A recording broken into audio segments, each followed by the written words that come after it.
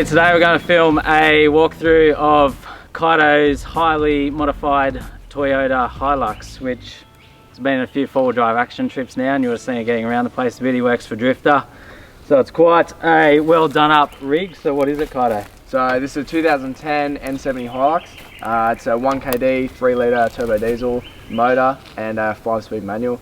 It's got independent front, leaf rear, solid axle, so yeah. So we'll run through, we'll do all the mods he has. I'm quite interested to know, because I don't even know what he's done with this car. He's done so much, so we'll run front to back, we'll go through all the different modifications he's done. Starting at the front here, so what's the bull bar at the front? So this is just an X-Rox bull bar, yeah. And I've added triple hoops, as you can see on the side here. Just a little bit more protection, brace it up a little bit more. In the front, we've got a Runva 11XP winch. Factor 55 fair lead on the front and a factor 55 winch hook thingy. That's synthetic rope in there? Yeah, synthetic rope, yeah. Yep. This X-Rox bar looks a lot better when you've added the hoops as well. Yeah, I really like it, yeah. Bit more protection. Then we just got a GME whip attached to the XRS, so...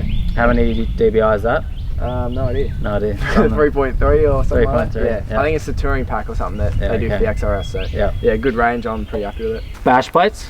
Yeah, so I got no bash plates underneath the front. Don't you have any there? Nah, because I don't really hit too much on there. I'm trying to put the wheels on the rocks, but it's just got the standard X-Rox radiator guard, which is pretty good enough for me. I mean, you can drag the diff for a fair bit of stuff and not have too many issues, but try and be a bit careful on it. But yeah.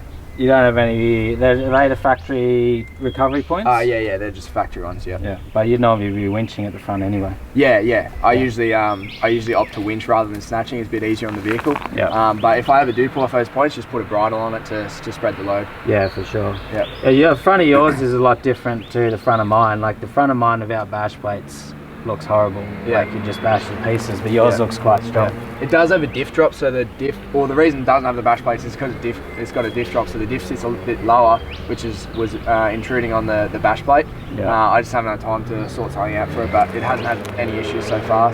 And down the side of the vehicle for rock sliders on the side, what brand are these? What do you got? So MechFab Industries made these. I really like them because they stick out a bit, so they're a nice step, but they look a bit more sleek rather than like your checker plate top style side step.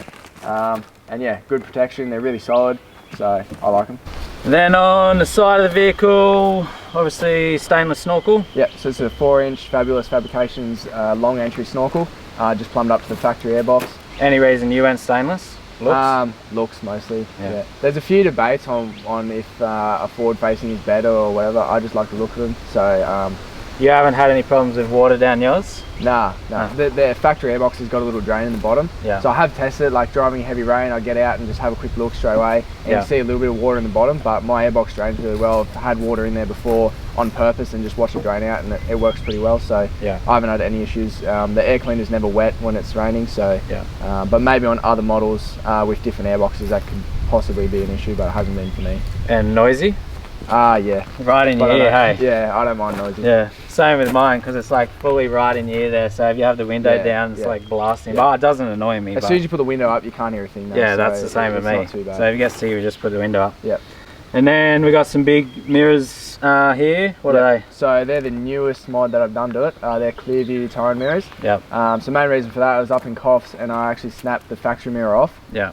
So I needed a replacement, and I was looking at these before that even happened, because with the tray and canopy, you obviously got no rear vision mirror, and the side vision is a little bit protruded by the width of the tray. So I couldn't actually see what was directly behind me. It was a massive pain in the ass for backing up. But with these, they got like a blind spot mirror on the side, and they're a little bit wider, so you can see right down the back, and obviously they extend, but it's not really a tow vehicle, so I wouldn't really extend them very often, but yeah, they've been so they can come out a bit. Yeah, they just slide straight out. And I think they look better than the factory too. And then big one, which probably the most commonly asked question about any vehicle, is tyres and lift. So start with tyres, rims, lift. What tyres and wheels you got? So these are CSA Raptor rims. They're a 16x8 on a 0 offset, which seems to work pretty well for the Hilux in clearing the tyre. It's a 285/75/16 Goodyear Wrangler MTR. Never had an issue with these. Really good sidewalls on them, so I'm pretty happy with these tyres. They're a good looking mud tyre. Yeah, and fairly quiet on the road too. Are these alloy or steel rims? Alloys. Yeah, alloys. Yeah, CSAs. Yeah. And then for suspension, we got a 3-inch Bilstein strut in the front. So yeah, and then it's got SPC upper control arms, just to get a better wheel alignment. So you got adjustment top and bottom now. Yeah. And then it's got a fat bars diff drop, just to keep the CV angles nice. So is that diff drop? How far does that bring it back down? As much as you can go. It's the biggest diff drop you can get, I'm fairly sure. Okay. So you can get the style where it's just like a puck, Yeah. and it sort of spaces down a little bit, whereas this is a full arm replacement. Yeah. They're not cheap, but definitely worth it if you're going more than a 2-inch lift, Yeah. I would say. Okay. What about chopping the guard? Did you have to chop the guard at all to fit these tyres? Yeah. So there's a fair bit of work in that. So it's got a body mount chop, so it's been cut back and a plate welded in place. It looks fairly factory, so that just gives you a bit more clearance on the body mount. It only just scrubs the chassis the tiniest bit, full compression. We'll do it separately down the back because being a ute, we have leaf springs down at the rear compared to coils up the front. So what have you had to do suspension wise at the rear of this? So pretty much it's got fat bars, 190mm extended shackles. Yep. It's got a 2-inch lifted Lovells leaf pack out of an RG Colorado. So yeah, they're 2-inch lifted and they're 210 kilo constant load springs.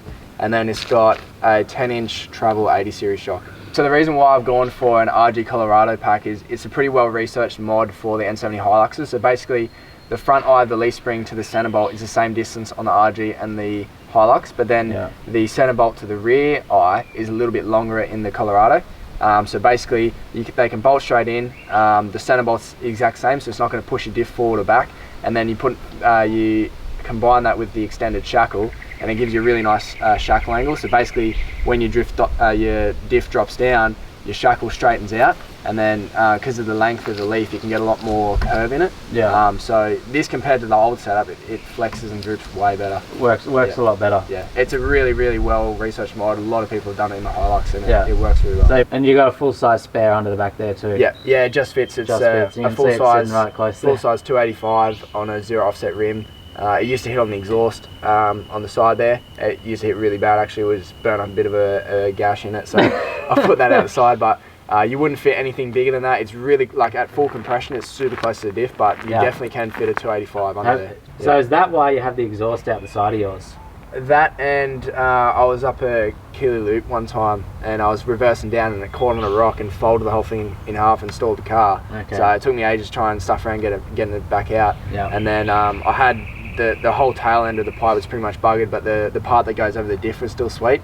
So I made a new exhaust out of that comes out the side. You'll see that in a second. Okay, well we might as well take a look at the exhaust now. Right. And then on the side, something a bit different. We got an exhaust out the side here, which we were just talking about at the back why you did that. But what is the exhaust? So basically it was a 3-inch PPD and it was the first mod that I did in the car. So it's 3-inch from the turbo back. It's got a cat and a resonator in it. And basically I was up Killingworth Loop and it got caught in a rock as I was backing down, folded it in half. And basically the part, so obviously your exhaust comes down here, your chassis rail's up here, so the exhaust wraps up around the chassis rail and then comes out the side here. So the part that wraps up around was the section that used to be the hoop that goes over the diff. So basically I've taken that section that was over the diff, turned it 90 degrees, put that out the side, and then made a little curve section to link that up, and now it comes out the side. So not many people would like it because it is drony on the road because it's so close to the cab. The same as like with a diff dump, it sort of vibrates underneath the car and makes it really drony, but I don't mind. I drive with the windows down all the time usually, so it doesn't really drone inside the cab. Do people like it? Or? Well, it was supposed to be a joke to start with because I kind of remember seeing that, like you kind of saying it as a joke. Well, I folded the exhaust. I'm like I had all this old exhaust that was all folded in half and like all crumpled and just crap. So I was like, I'll just muck around with it, one Arvo, and I made it, and then I just haven't had time to fix it up. So I'll eventually probably put just like a straight system through and just keep it as I don't know, something I can chuck on if I want to, but I don't know, it's still in the job for the moment. It's pretty cool. So. All right, then the big obvious, very nice looking one down the back is your big tray and canopy setup. So what's the tray? So the whole thing is a Mitali setup. So we've got an 1800 aluminium tray. 1800 length? And I think it's 1850 wide. And then canopy is a 1 meter by obviously 1850. All Mitali, and then we've got I think these are the 1000 under tray tapered toolboxes, flared mud guards. So yeah, the whole lot's Mitali. So aluminium, is that being a bit lighter? Yeah. Lighter. 100%, yeah. So without the canopy on it, just the tray alone, it was the same weight as the tub. Oh, yeah. Very close to it. Yeah. And basically with aluminium, I mean, it's not as strong as steel, but if you build it right and the design is right, it can be as strong as steel. So it's really well braced underneath. And the other good thing about it, it's got an extrusion system all the way through it. So just say you were to bust one of these boxes, it's literally just 4 nuts and bolts, it undoes, and then you can pull it straight out. Same with the guards, and it all just clips in to like an extrusion system built under the tray. So, and if you wanted to add like a water tank or a trundle or something, it all just goes to the extrusion system underneath. So that's really handy. So what do you got a toolbox on each side? Yep, so the other side toolbox is just storage. I usually put recovery gear in there just because it's easy to get to, but I haven't mounted anything permanent in there. Yep. This side I've got the ARB dual compressor, and then I've just got this hose in there all the time ready to go, so if I want to air up, just pull that straight out and you're good to go. The switch for that's in the cab because it also runs the air locker, and that's running off the second battery too, so I can pull up, have the car completely off and just run it straight from the lithium in the back. And not have to worry about running the engine while I'm pumping up. Okay, so this all runs through your dual battery system. Yeah. So the wiring goes up because all my batteries are in behind the cab, in behind the rear seat. Wiring runs up under the tray into the back. So yeah, you can pump up, don't have to have the car on, which is really handy. That makes it easy. It's a pain in the arse like running the car all the time. And if you want to air up a few mates as well, you have your car running there for half an hour or so, so it gets a bit of a pain.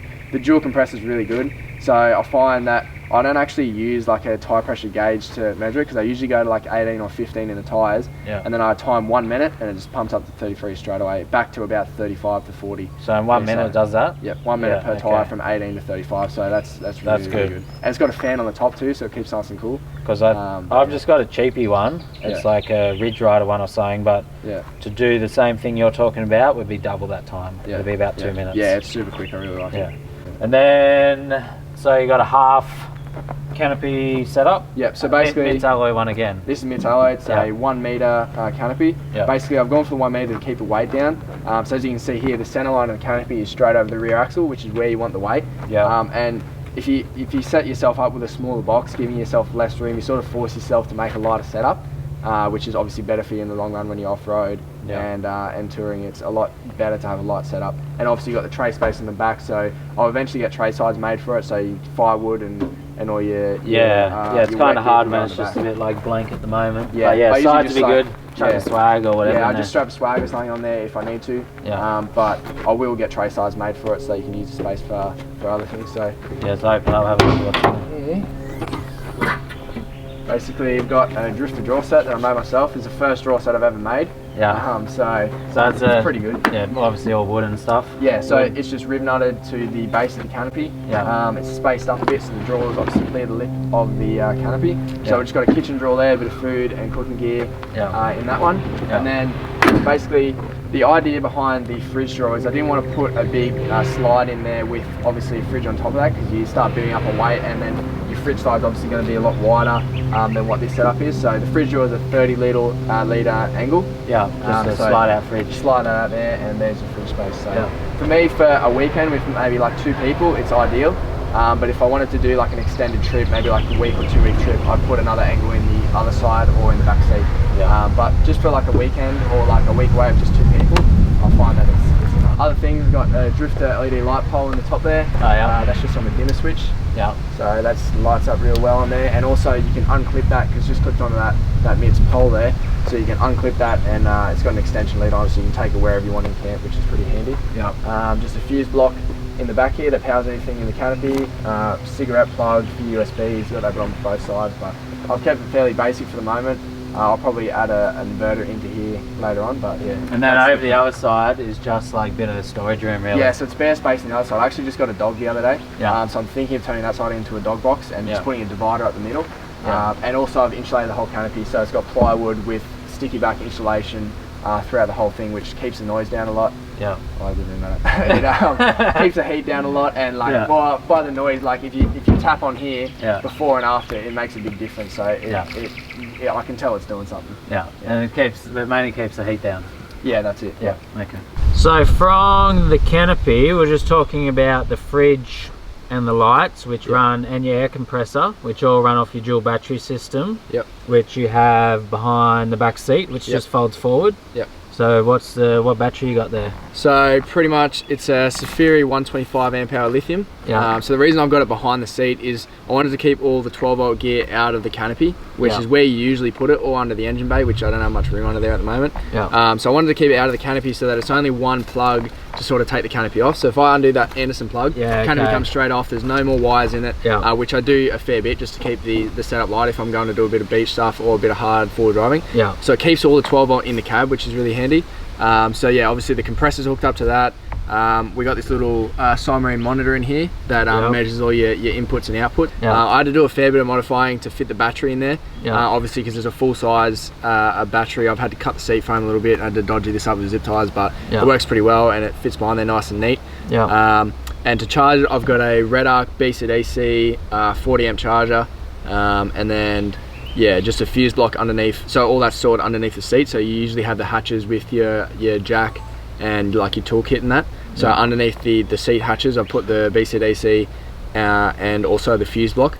And then I've got another fuse block in the canopy that runs everything in the canopy, like the fridge. There's plenty of room in behind here. I've dedicated all this to 12 volts. So as you can see here, there's heaps of space to add other stuff there. So there's still plenty of room there. You'll be able to put an inverter and all that stuff in there too. Yeah, for sure. Yeah, so you don't have solar at the moment? Not at the moment, because I haven't really had somewhere permanent to mount it. I'll probably go either a dedicated solar on top of the rooftop tent when I get the new 1.2 wide one in, or maybe one on top of the canopy. But if I don't have the tent, I really don't need the solar power because I'm not going to be doing extended camps without the tent.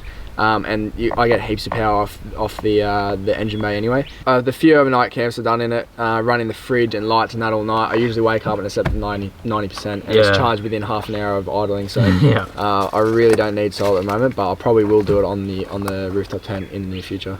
Now, we'll continue with what's inside the car. So in the front here, looks like you got a few different bits and pieces. I don't know, where do you want to start? What have you done in the front in the cab? I'll probably start in the middle. So we just got a single DIN head unit sort of radio thing, just like no CD in it, just Bluetooth, because I found that the factory double DIN just used to stuff up all the time, so I replaced with that. I got the scan gauge in the middle, just in a little pocket. I probably say that's like the best mod in the whole car, honestly, because it just allows you to see what's going on with the car. You're not guessing if it's overheating, or you can see what your battery's charging at, and all those. So I really like that. Right in the middle where you can see it. It's also it's got an adjusted speedo in it, because obviously the 33s is going to roll quicker. So that's where the speedo's been trued up on that, so I can actually see what speed I'm doing. In the middle, I just got the GME XRS plugged in, so you can unplug that obviously if I'm not using it, put in the center console so it's out of the way. In the middle I've got the compressor and the rear locker switch from ARB. So that's doesn't come factory with a rear locker, you've put a rear locker in. No locker, and honestly that should have been the first mod I did. I only put it in like maybe 3 or 4 months ago, and I wheeled it a lot with a 3-inch lift and the 33s, all the flex in the rear, all the work I'd done, and honestly I was getting smashed by BT50s with a factory locker and standard tyres. So honestly if I was building this car again, it would be 100% from where I bought it straight to ARB, get a locker in, because it makes the biggest difference off-road. It's just crazy. Then I've just got a few extra accessory sockets there that are rigged up to the second battery, so you can charge your phone in here with the car off. On this side we've got the iDrive. I usually run it on U4 on the road and E4 when off-roading. It doesn't give you more power. The only thing I use it for is just turning throttle control down, so you can sort of get more pedal feel when you're doing rough stuff. So that's basically when you put your foot down, it changes like how much like you have to put it down for how much sort of power you get. Right. So I use it on E4 because that's economy 4, and it's really doughy. So when you're rock crawling and stuff, you got to really push on the pedal to get any response out of it. And because I've done a fair bit to the engine bay, so the boost comes on really quick. So being able to turn the throttle response down is really handy, I find. And then up the top here, I've made my own custom gauge holder just out of some 1.5mm sheet aluminium, and then we've got a boost and EGT gauge, and they're right there on the front of the dash where you can see them. So I monitor those religiously while I'm driving. So they're a Pro Comp ultralight by Autometer. The Autometer Pro Comp ultralights. Really like them. Nice backlight in them so you can see them at night. And what's that about everything in here? That pretty much. And the whole cabs, well, the floor, the firewall, and the rear wall is all dynamoted, which made a huge difference to road noise. I really like that, and yeah, so the whole floor's been ripped out, dynamite the whole thing. So sound dead and the whole thing. So much quieter once you did that. Yeah, absolutely. I've got to do the doors and the roof yet still, but just doing the floor and the firewall was the biggest one. Just stops all that annoying engine noise coming through the front. So I did all the way as far as I could up the firewall from the inside, and yeah, that made a huge difference. That's pretty much it in the cab. Now up on the roof, mounted on your roof racks there, you got one of the new Drifter rooftop tents. Yep, so this is a 1.4 wide Wildlands tent. It's the only one in the country at the moment. Yeah. We've also got a 1.2 wide, but this is the 1.4 for comparison. Yeah. So yeah, it's mounted on some Rhino rack bars, just like some flat bars. They unclip really easy, so if you got the tent off, it's really easy to take them off, but sit straight on top.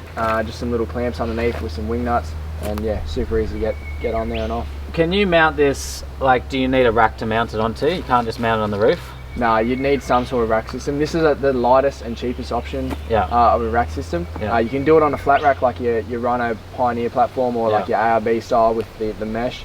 So you can mount on that, but this is the easiest option to mount. So if you got something there already, you'll be able to get it up there, but if you just got nothing, you'll need to get a couple of bars. If you're intending on leaving it on there all the time, this is probably the better option, because those roof bars, obviously there's nothing in between them, so if you want to stack like swags and stuff like that, it's going to be easy with a flat rack. But if you plan on taking it on and off a fair bit, then a flat rack might be the go, because when it's off you can use that for other stuff as well. Open it up, let's have a look at. I'm keen to check it out. So just 4 latches. Yeah.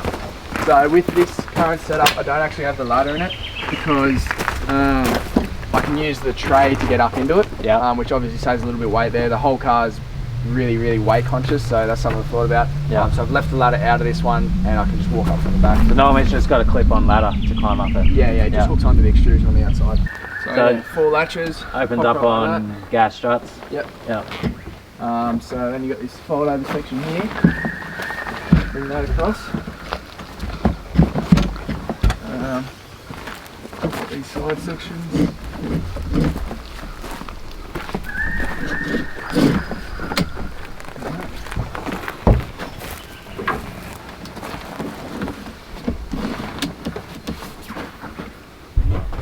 So if you had something like a wagon or the same setup that I've got, then you can just enter from the back. That saves having to climb up a ladder, which some people don't like. The last bit, just tighten up this spreader bar on the top.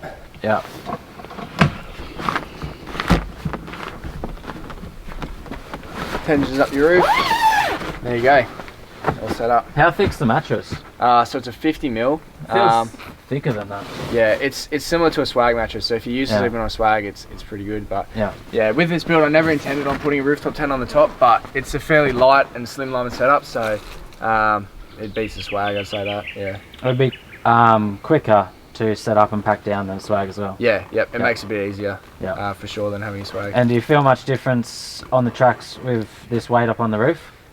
With any weight change on this car, it makes a big difference because of the suspension setup. It's fairly soft and no sway bars, so I definitely do notice it, but it's not a huge issue. I did all of COFs with this on the roof, and we're doing some really steep stuff up there, similar to some of the same tracks that you did up there. And I did it with this and a fully loaded canopy, and it was pretty light on its feet, so it doesn't make a huge difference. But you will notice it. And you have got lights or anything in here? So it's got a little LED strip at the top, just in that white sock, so it sort of spreads the light out. And I can just run off anything that can power a USB. But yeah, other than that, it's pretty basic. And there's the 1.4, plenty of room up here for 2 adults. I'll end up running the 1.2 on these once we got them in at Drifter, just to keep the profile a little bit smaller. And they're also, the 1.2s will be under 50 kilos, so a little bit of weight saving there. This one here comes in at 59 for the 1.4 wide. But if you're touring and stuff, you want the extra room for sure. But for me, the 1.2 is going to work a bit better for my setup. Yeah, for sure. Now, in the engine bays, looks like quite a bit of work you've done in here. It's definitely not factory. Stupidly, it's the spot I've spent the most money. So yeah, pretty much. Most obvious bit, we've got a front mount intercooler. So we've swapped from the top mount to the front mount. So this is a Psycho kit, all hard aluminium piping. I think it's a 600 by 300 core at the front, which is really good for cooling. I tend to get the intake temps pretty much the exact same as the ambient temperature. So if it's 17 degrees outside, the intake temp is always around 17 degrees. So that works really well. The turbo is a stage 3 G turbo. It's a VNT, not a gated. So same as a factory, uses a factory the factory actuator. It's running about 26 psi on its peak, and then it's got 30 plus injector caps to keep it fueled up. And then that's just running through the standard airbox. I got no idea what half this stuff is you're talking about, but yeah, I get the general idea. Yeah, so power-wise, it's running about 160 kilowatts at the wheels on 33s, and that's through the manual. Yeah. Because you get a bit more loss for an auto, which is about the limit for what the diff and the gearbox can handle. Yeah. So for comparison, on its first tune with the standard turbo and intercooler, it made 109 kilowatts at the wheels on the same tyres, and now with all these mods it makes 160. So yeah, it was 109 when it was tuned, just from the factory ECU, or the factory setup tune, and then with all these mods it's now at 160. And yeah, it's still running fairly reliable boost. They run about 16 stock and this is running about 25, but yeah, the 1KDs can handle up to 40 plus fairly well before you start having issues. There is piston issues with them, which is like a little bit undisclosed, but it's a lot to do with your injectors, but there is options to strengthen the piston. So probably future plans is once it gets around the 300,000k mark, I'll pull it out, probably forge it, and then once I've got a better diff and gearbox set up, probably run a bit more in it, because I do like the power. But so yes, that's all your intercooler and the turbo and everything else. So it was a top mount intercooler. Yep, yeah, it was a top mount. Now got the front one. A front mount piping through. So I fitted the turbo myself, fitted the intercooler, and then it's been tuned.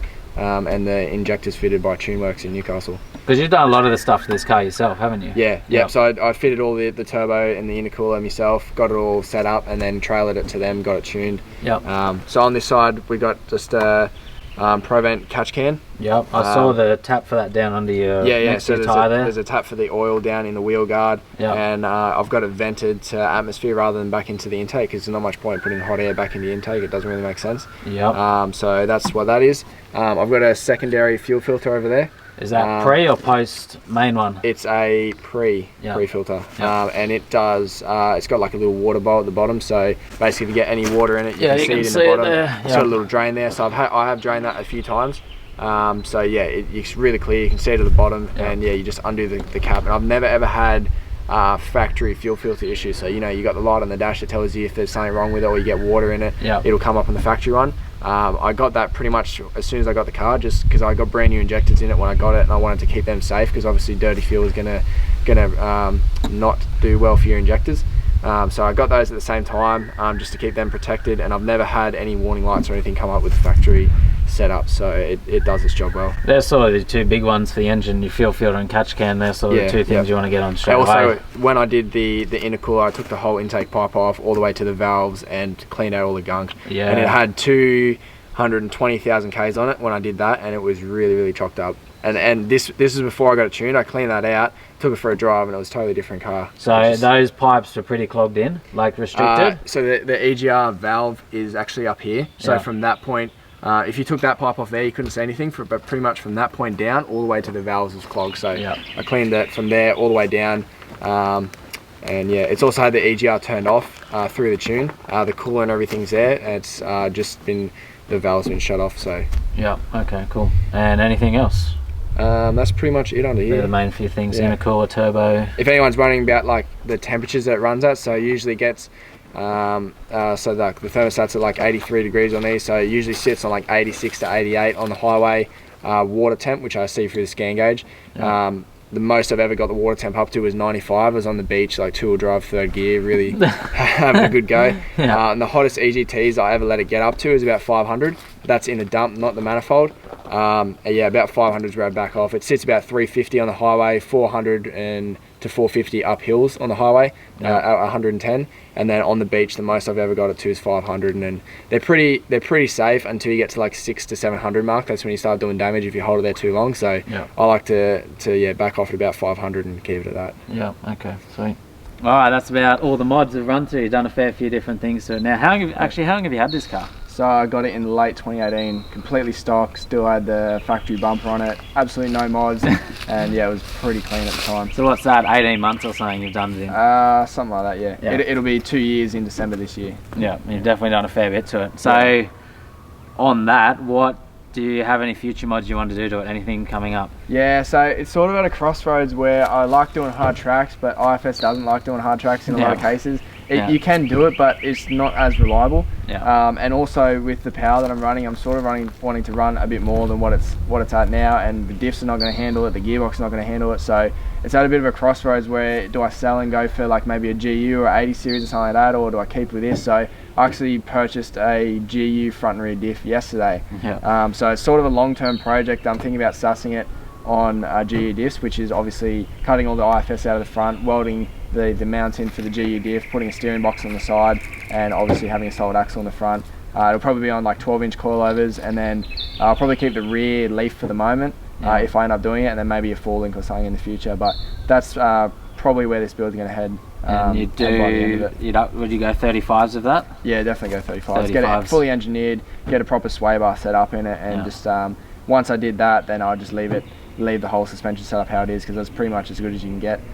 So yeah, I'm at the point where I'm sort of looking into that. It's probably going to be like a year from now sort of project, but I'm just starting to collect parts now and really thinking into it and seeing what it's gonna add up to, and sort of because it's a big project. Sure is, yeah. Yeah. But for me to sell this and build maybe like something that's already got a solid axle is also going to be a big project because of the amount of money that I put into this. So at this point, it's sort of one of those things where I'm just going to keep going with it, I suppose, if I do end up doing that. So. Which will basically make it a lot more capable and tougher off-road doing that. Yeah, it'll be bigger a lot tyres, wider. lift, more suspension. You can fit 35s on it. I've seen people with 37s on these, but it's just not reliable for the front end. Like, you just end up smashing CVs and tie rods all the time. You'd lose power and stuff too. You wouldn't be able to turn the power up enough. Yeah, and the other issue is you've got to change the diff ratios, obviously. So if you go 4.1s in these, the 4.1 diffs are obviously a lot weaker because of the small teeth on them. Yeah. So then you start having a lot of diff issues, so you can't run much power. So the end solution will be GU diff in the rear, as strong as you can get, which is the ones I've got are a factory 4.1,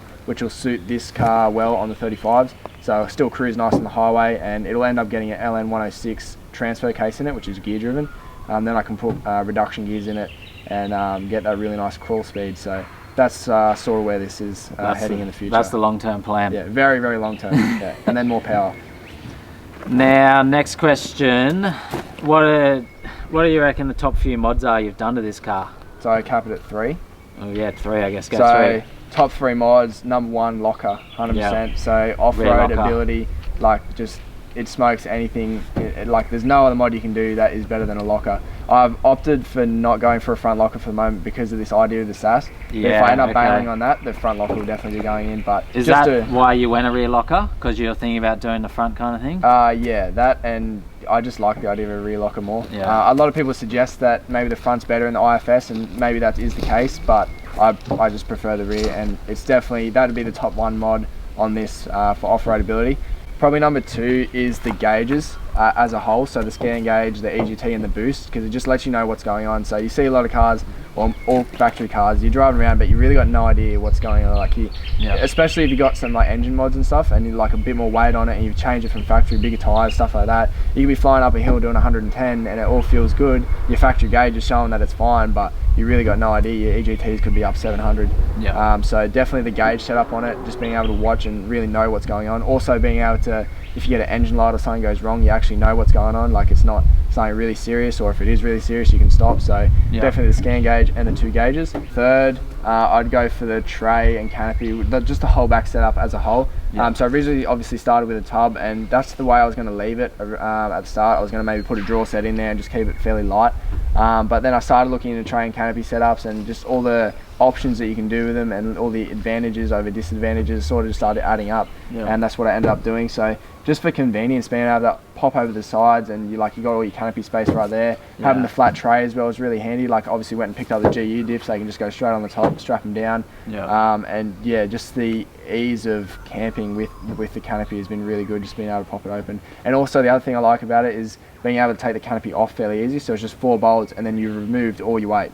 So rather than having a fixed draw set up in the tub, like I like to change what's going on with this car a bit. So a lot of the time I've got the tent off, I've got the canopy off if I'm going to the beach, stuff like that. So being able to remove all that weight just is a massive advantage for me. That's why I never wanted to put a big setup in the tub, because then obviously got all that weight all the time there. It's very hard to remove it. Whereas this, I can just fork the canopy off and I've just removed a couple 100 kilos and makes it a lot more fun. So makes the car very interchangeable depending on what you want to do with it, for touring, camping, or day down the beach. The whole tray package as a whole with the canopy and the canopy fit out is probably my third best mod on this. The next question would be any mods that you've done that you'd maybe recommend for people not to do, and anything that you've broken on this car. So for the first one, probably all the engine mods. Now, like, I really went ham on it because it was at a time where like I just sort of kept compounding on one another. So like I got a tune first, I'm like, oh, that's pretty sweet. It wasn't enough, and then I wanted more and more, and it just started building up so much. And if I hadn't have spent all that money on it, it would have been a much better off-road car from the start. So obviously I spent all that money on turbo and intercool and all that stuff when I should be spending on it locker, compressor and stuff. I never had a compressor in this thing until like 3 months ago. So I drove it for like a year and a half and always having to go to servo, never had a locker. So I probably regret doing all the engine mods straight up. I should have gone for, well, it just depends what you want to do with it really. But for me, I should have spent that money on lockers and on the compressor and off-road mods rather than doing all the engine mods. I really do like the engine mods, it's good fun, but I just regret doing it so early. I should have spent it more on the off-road side of it. So you're happy you have them, just maybe change the order you did them. Get the more important stuff done first. Yeah, I definitely would have left it till later if I had it again. And anything I've broken, actually nothing yet. Haven't done like diff, CVs, steering arms? So I always keep 2 CV. I always keep usually 1 CV and 2 spare tie rods on like bigger trips. So we went up to Coffs. I had 1 spare CV, 2 spare tie rods, because the tie rods is usually one of the first things to go. Like with the diff drop, the CVs sit fairly flat, so it's not too much pressure on them, and it's a lot on how you drive. So like if you're going up rock steps and stuff with IFS and you start bouncing, that's when you back off straight away, because you shock load everything and it's just really not good for it. Whereas tie rods are a little bit easier to do. Like you can just hit the tyre on a wrong angle on a rock and bang, one go. So I haven't done any yet. I'm fairly easy on it in the front end. I usually try and rely on first gear low and just use a locker to try and crawl stuff, and if I get any bounce at all, just stop straight away. So I haven't actually broken anything. The only thing I've done is I didn't have a diff breather on it for like the first year. I kept getting water in the diff and not doing anything about it, and the electric actuator that does the diff flogged out. So basically, like a few times I went to McBride Beach, went to put it in full drive and nothing was happening. And so basically that's the only thing I've done on it. I just I replaced that. That's all I've broken on it so far. Alright, cool. Well, I think that's just about everything, isn't it? About it covers it, yeah. We're going to, we're out Possum Brush State Forest. We're going to go for a bit of a 4-wheel drive now and have some fun and take on some tracks and see how this thing will go to get some footage for this video. That's the bit I'm keen for. Alright, let's go.